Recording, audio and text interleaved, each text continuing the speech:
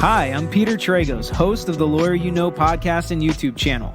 The saying goes, everyone hates lawyers until you need one. Well, I'm here when you need one to answer your questions and give you insight that you didn't know you needed. Along with my partners, Pete Sardis, the professor, who has a finance and business background, and George Tragos, my dad, and the consigliere, a criminal defense giant, we can answer any questions you have.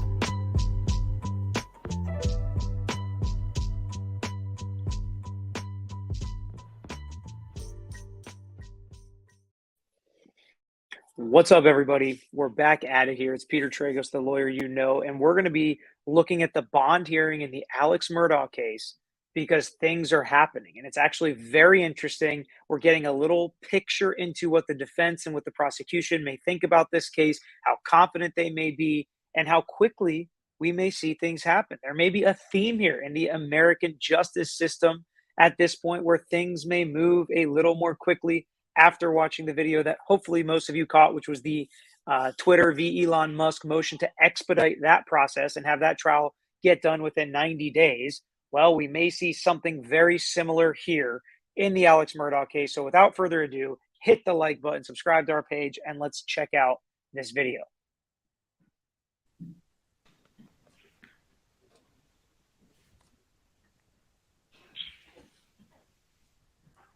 Yes, sir, Mr. Waters. Your Honor, we are here today on the case of the state versus Richard Murdaugh. He has been indicted by the Colleton County Grand Jury on July 14th, 2022 for 4 charges. Those charges are 2022 GS 15-592. That charge is for the murder of Maggie Murdaugh. 2022 GS 15-593. That is for the murder of Paul Murdaugh. 2022 GS 15-594. That is possession of a firearm during commission of a violent crime. In case you haven't been following, that is his wife and son, that he found their bodies, and now he's been indicted with their murder. For the murder of Maggie Murdaugh with a rifle. And 2022 GS 15-595. That is possession of a firearm during commission of a violent crime for the murder of Paul Murdaugh with a shotgun. Your Honor, I am right now serving a copy of the indictment on defense counsel. Obviously, Mr. Murdaugh is present in court and represented by his counsel, Dick Harpootlian and Jim Griffin.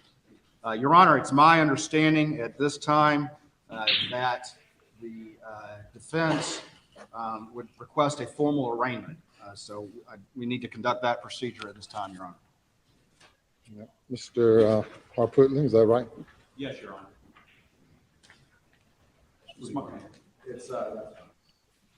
Your Honor, it's my understanding that they do want a formal arraignment, but are waiving reading of the indictments. That's correct, Your Honor. All right. Richard Murdaugh, if that is your name, please raise your right hand. Do you waive reading of the indictments? Yes, sir. What say you, Richard Murdaugh? Are you guilty or not guilty of the felonies wherein you stand indicted? Not guilty. How shall you be tried? By God and my country. Thank you. And in case, again, you haven't been following, he is a lawyer. He knows how this process works. Actually a big shot lawyer in this area in South Carolina. So you just heard he pled not guilty to the murders of his wife and son. And throughout the press and everything that's been happening leading up to this indictment, we kind of knew it was coming, but he has been denying these allegations the entire time. He's got 80 other financial fraud charges, some conspiracy charges, filing a false police report, I think, is one of the charges against him.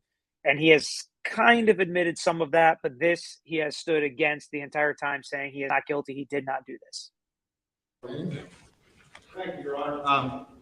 Very quickly, as we move forward, the first thing I need to point out is that Attorney General Alan Wilson, of course, has been very involved from the beginning of this case, providing leadership on this case. He's currently traveling today and understands, though, the need to get this done, and so has permitted me and Mr. Zelenka to proceed with this matter. Also, very quickly, want to thank my SLED agents. We have Special Agent Dave Owen present, who's been one of the lead case agents on this. And I want to commend them on the long and arduous investigation over 13 months in which every possibility was considered before the evidence as we explored every possibility, all came back to one person, and that is Murdaugh. I'm happy to detail some of the facts for Your Honor. However, the defense has advised me that they are willing to consent to a no bond. So I will leave that to Your Honor's discretion, whether you wish me to go into some of the facts or. Consenting to a no bond is interesting. They're not even fighting for it, but I assume it's because he can't afford a bond.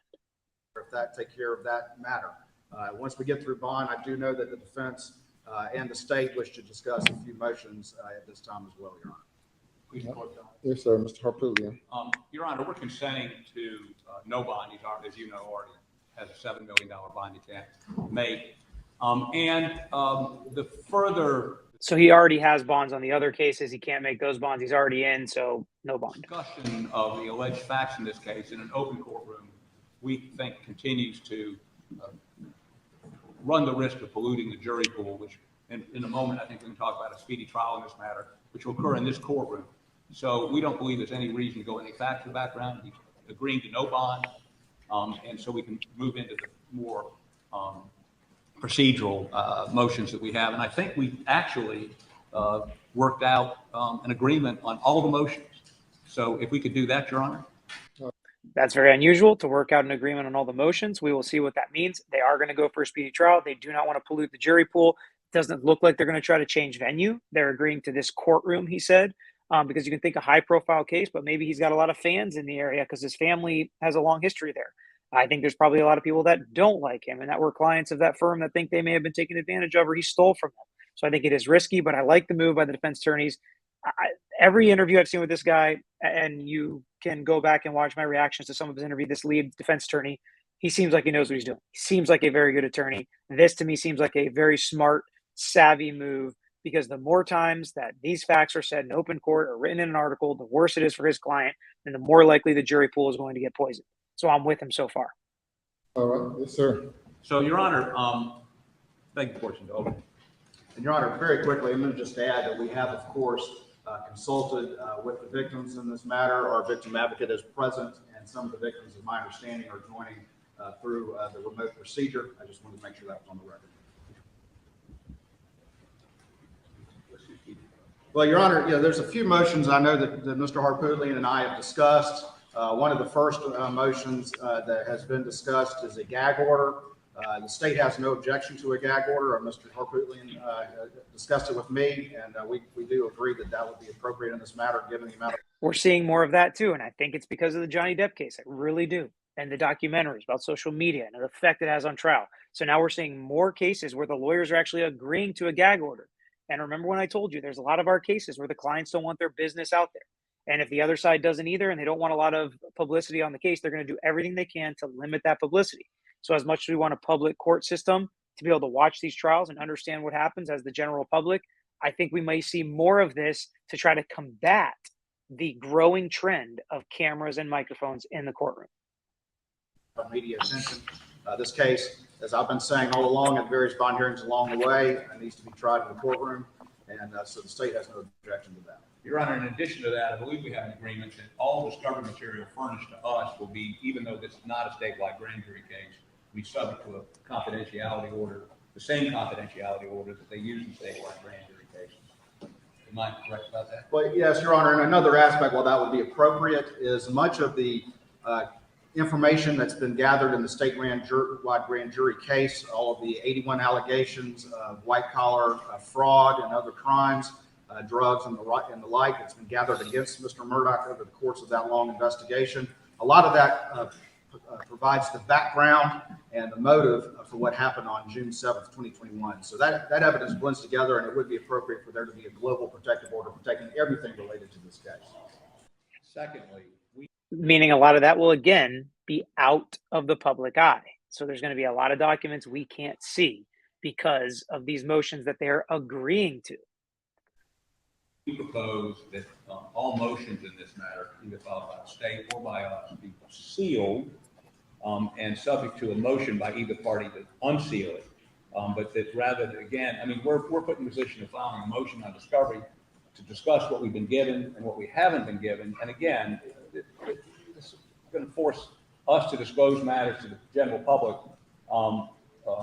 that we don't really want to discuss in public because we're trying to get a fair trial for our client, not try it in the media, but try it in this courtroom. And I believe Mr. Waters agrees with that. Your Honor, as long as there's obviously the opportunity upon appropriate showing for motions to be made public and for hearings to be public, then I think that that is appropriate. I think we're not talking about hearings, we're talking about motions. Correct. And hearings, to the extent that if there's something that needs, we could obviously discuss things in writing, submit them to Your Honor prior to the hearing and not have those matters necessarily put on the record, but that's something down the line. So, Your Honor. This is definitely a strategy and a push by the defense attorney, and it seems like the prosecutor's falling in line, doing what he wants. So it definitely feels like a push from the defense lawyer. We have an agreement as to confidentiality. We have an agreement as to filing matters under seal. And I think that takes care of that issue. I mean, obviously, it's the judge's decision, but I believe we are in general agreement on those matters. Your Honor, could I Yes, sir. move on to the next matter? Well, let's address the matters thus far regarding a gag order. What's your understanding as to the parameters of a gag order, which is I typically disfavor? What's your understanding? Why would the judge disfavor that, right? Lawyers agree, let's just do it. Well, the judge also has to look out for the general public, and sometimes media outlets can file objections to gag orders and objections to closed hearings and objections to sealing documents because the general public does have a right. That's actually happened in one of our cases where the media got involved and pushed their way into a federal courtroom because the judge was trying to keep it closed because an undercover FBI agent was trying to protect his identity because he was still going undercover. Very interesting how this stuff can happen in a case, and the judge says generally he disfavors that because he wants the general public in his county or circuit or whoever elected him to see what's going on in his courtroom. They have a right. As to the parameters of a gag order? Well, I think, in Your Honor, it would need to be somewhat limited. I think that obviously there needs to be the ability to advise the public of upcoming hearings. Obviously, we've talked about the ability to advise or to move to unseal motions. But I do think that extrajudicial comments to the press would be the limits of what I see, but that obviously any sort of, aside from notice and that sort of thing, but any sort of hearings that take place in court, obviously, are fair game. And Your Honor, we would agree. We're talking about extrajudicial statements, and I'm not here, and I want to make it clear, there's no indication whatsoever that Mr. Waters has in any way made any extrajudicial statements prior to today. But anyone that reads this constant churning out there, it would appear somebody is. It's not him. As far as I know, none of his agents. But we want, if that's violated, we'd like to be able to come before the court and have the court inquire how this material fact got out to see if sanctions are necessary. So to be a gag order is to any extrajudicial statement. I have the parties prepare a proposed order that you all have you consented to, proposed order for me to review regarding the gag order. I will say this, Your Honor. Obviously, this case, and we all know, we can see what's all around us right now. This case has generated a lot of media attention. And again, the state wants very much this case to be tried fairly and appropriately in a court of law. I will say this, just because information does make it into the media does not mean that it necessarily came from law enforcement or prosecutorial sources. And that's where this gets fishy, right? And it's a gray area as to once the information gets out, how do we figure out how it got out? Who let it out? Are there going to be sanctions? Is somebody going to get disciplined? The gag order should at least scare agents, law enforcement, maybe younger state attorneys or somebody that sees something come across their desk and they give it to a news outlet, whatever it may be. It should at least scare them enough, even though it's probably not going to completely keep things buttoned up. But I think that the state is in general agreement that we want to limit that so that, again, things are handled in front of Your Honor in court. We'll prepare a proposed order and try to get to some. I'm sure we have agreement on that, and then submit it to Your Honor, hopefully by late this week, early next week. All right, next, regarding sealing of motions. Not all motions, but any motion which we believe we're discussing evidentiary materials. I mean, typically in a case like this, there'll be some concern about whether or not discovery obligations have been met. And we'd like to be able to not have to detail that in a motion that then is subject to being filed in the clerk of court's office and used by the media to talk about what the facts may or may not be. I think Your Honor, if I could, the appropriate way to handle that is that if Mr. Harpootlian or the state files a motion and believes that it should be sealed, that they could file an accompanying motion to seal. And then that would just sort of preemptively seal it until the court could address that order at that That's time. fine. And That's the manner in which it's typically done, a motion and a motion to seal along with the motion. local order with that. We want an advance copy before they file it. Your Honor, maybe the easiest way to deal with this is We're picking up stuff on microphones. It seems like somebody's whispering to co-counsel, but I can't really see right now, but interesting. if the state, and we'll do the same thing, if the state would agree to give us an advance copy of something we're getting ready to file, give us the ability to make that motion. And we'll do the same with you. We won't file anything without running it, giving you 48 hours at least, 48 business hours before we file. That's fair. Just want it clearly understood that it's a public matter with a public trial, and certainly the matters that need to be sealed can be sealed to preserve the rights of all parties to a fair and impartial trial. And the court understands that, but at the same time, I want it clear that we will not have any private motion hearings. Public matters will be public. Yes, sir, Your Honor. So we'll get your proposed order on that. Can I move on to the next? It's a balancing act. All judicial decisions are a balancing act, right? We want to balance not poisoning the jury pool, letting us be able to get a fair and impartial jury that's going to be able to hear this case without changing a venue, yet keeping things public. Matters of the public have public interest. The public should see them. Yes, sir.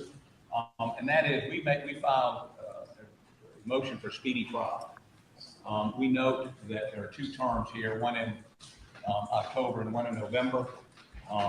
And we'd like to go ahead and get this matter before the Colleton County jury as quickly as possible. Mr. Murdaugh does this for a number of reasons. One, as you've heard, he believes he's innocent, avers he's innocent. And two, he believes that the killer or killers are still at large, and this would allow SWEB to put this behind him and go look for the real killers. Your Honor, the state, as I've already stated, is willing and actually completely agreeable to moving this matter forward expeditiously. I'm hesitant to set a specific term already because there is a very extensive discovery and probably a number of matters that will be needed to address. That could work out. I just think it's a little premature to say definitely that's the term we should schedule it. However, the state is absolutely in favor. The evidence in this case is substantial, and it all points back to Alec Murdaugh. There's forensic evidence as well as all other evidence of his guilt of these murders. And so the state is ready and willing to move this matter forward as expeditiously as could be reasonably done.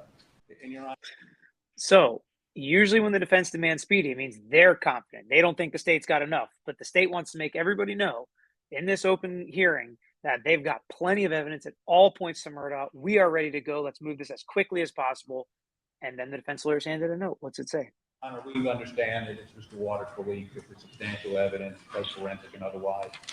Our response to that is he's wrong. And that's why a jury will sit in that jury box. Was it that jury box? That jury box. One of those, that's the grand jury box? No. Old courthouse, I forget which side we go with. That jury box right there. Hopefully within 90 days. Just as a reminder, he's going to forget more about law than I'll ever know probably, but usually the jury sits by the prosecutor or the plaintiff. So his guess should have been by the prosecution's table, which is over to the left. But to also be fair, I'm a lot closer to law school than he is, right? 120 days to decide whether that is substantial evidence. Sorry, so he just mentioned it, 120 days. That's the timeline here we're talking about. So the Twitter v. Musk case and this case are both on a 90 to 120 day schedule here, which is insane for the most part, but it's very interesting for the outsiders watching. This case isn't going to go away for 2 or 3 years like the Valo Daybell case seems to be doing. This case is going to be in our face. We're going to see what happens, and we're going to get this case tried. My guess is if he loses here and he gets convicted here, he'll plead out to the other 80 fraud charges because it doesn't really matter. But if he wins this one, then the other charges become a lot more interesting. And I think that's kind of probably how he's looking at it. Right now, there's October term with Judge Mullen, and she's recused herself. and November term with Goldsmith, Brooks Goldsmith in Lancaster County, those are already set. I don't know that we need to get into that today, but we are going to be pressing for a trial as quickly as possible. In that vein, last week we served a discovery motion on the state. They have 30 days under the rules to respond. This matter's been under investigation for a year and a half. It may be extensive, but it ought to be easily accessible, and we ought to be able to get it out in 2.5 weeks and to get. So here's what's happening now. They filed the discovery motion on the state. State's got to give them a ton of discovery, probably, even if it's just one, discovery request. But what he's saying is they can't delay like they usually do. They've had this case for a year and a half. They should be able to provide us that information. If they're all ready for trial right now, they should have all these documents, provide all the evidence, provide us with everything. Because defense lawyers do try to have their cake and eat it too with speedy trials, because you want to say we're ready to go to trial, but we also want to see what the state has. We have to do it in abbreviated time, so we can't have any discovery disputes, motions to compel, hearings that we have to have, because all of that is delayed. Again, if you go back to the Twitter v. Musk video, I told you, 30 days to respond to discovery. Then another 10 days if they don't respond, for us to send a 10-day letter asking them to respond. And if they still don't respond, we have to file a motion to compel. Then we have to set it for hearing with the judge. And just that can take 120, 200 days just to get the first set of discovery answered. And so he's putting in front of the judge right now, we can't have that happen in this situation for us to get this speedy trial. Now, you say, oh, that should be easy. But if the state legitimately thinks they have objections to this discovery and they shouldn't have to produce certain things, therein lies the problem, which is why the judge does have to make certain decisions and why trials begin to get on the delay train. And we'll see what the judge says here. In the process of going through it ourselves. We've already provided them substantial discovery in the other matters, and we will certainly comply with our obligations. Your Honor, I think that once we start that process, and I know, and I agree that we need to move this matter forward expeditiously. What I don't want to have happen is for the defense to be screaming speedy trial on one hand and screaming about discovery on the other hand. This is a very aggressive timeline, which we're in favor of, but I think we need to see how things develop and find the most reasonable, expedited term we can. And I think we need to start this process for a few weeks and then make an assessment at that time of what is a reasonable term. That might be January. Obviously, Mr. Senator Harpootlian has his legislative obligations at that time. Which I will waive. I will waive. It seems like probably, given the realistic expectations in this matter, that January would be a very aggressive and reasonable timeline. And we may disagree on that. But, Your Honor, I would point out they spent over. So again, even though the state says, oh, we're ready, all this evidence points towards Murdaugh. Now they're saying January. So 120 days is what, 4 months? That's not January, unless my math is off. So again, they're even trying to extend it. And again, there are all sorts of speedy trial rules you can handle and exceptions. Basically, just agree to the earliest trial date you can. They said they want to expedite as much as possible, but now it already sounds like they're pushing it a little bit more. For a year investigating this, they took it to a grand jury. They should have presented them with all the evidence that would have convinced that grand jury beyond a reasonable doubt. And so it's there, it's accessible, and you ought to be able, I mean, most of it's electronic, I suspect. They could hit a button and spit it out. We're not going to argue about discovery because I assume they're going to give us everything that would be scientific, everything under Rule 5, everything under Brady, and we're not going to have to fight about it. So we made a motion for speedy trial. I don't know that we need to, until Your Honor decides how to address that, there's no reason for us to draft an order on that. Is that correct? This one is speedy trial. Yes. I mean, again, I think we need to start the process, Your Honor, and then maybe reassess this matter in a few weeks. Well, the defendant has a constitutional right to a speedy trial. That being said, however, I am totally unaware of the status of the docket here in Colleton County. I do not know if the solicitor's office for this circuit. Sorry, when he said one of the judges recused themselves, I meant to make a comment. They probably recused themselves because they've had Murdaugh in front of them, or they've done business dealings with Murdaugh, his firm, his family. I would expect a lot of, like, if something like this happened to my dad, God forbid, it would never happen. But if something like this happened to my dad, tons of judges would have to recuse themselves. So just the fact that one judge recused themselves is not surprising. She probably has some relationship with I don't mean intimate relationship. I mean like a business relationship or personal relationship with Murdaugh or his family or somebody involved, which is why she has to recuse herself, because she could not be a fair and impartial judge on this case. Circuit already has day certain trials scheduled, or what other matters that currently exist that might be scheduled already or anticipated by, or whether a special term of court might become necessary to try this case. And Your Honor, we talk to people. Apparently, there's no motion for speedy trial on any case pending in Colleton County right now. Wow. So we're the only ones to ask for one. So that should let you know right there how unusual this is. There is not a single case in their county besides this case that has demanded speedy trial, which means they get priority. If that makes a difference. And again, we understand it's totally within your discretion, not mine, not his. So we just want you to consider that. And again, I agree with Mr. Waters, it's not something to rule on today. So thank you for some orders.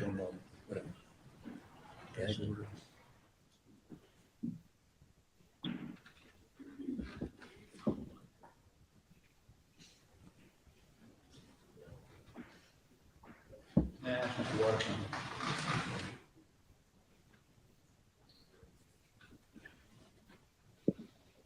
This is pretty cool lawyering to me, I think. Two guys know what they're talking about, know the case for sure, talking with the judge, super respectful, super professional, know the rules, asking for appropriate things, also representing their client zealously, trying to keep the media away as much as you can when your client's got this kind of story surrounding you. So I think this is fun to watch.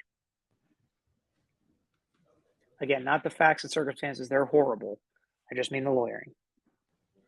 Your Honor, that was everything the defense has for today. Mr. Waters, we've got additional matters. Nothing further from the state, Your Honor. Special Agent Owen, is there anything you would like to state pertaining to the matters here? No, sir, not at this time. Any victim input? Anyone wishes to address anything from the victim's perspective today? We met yesterday. I've not been advised of any specific input. So that's also interesting. This is the judge's courtroom.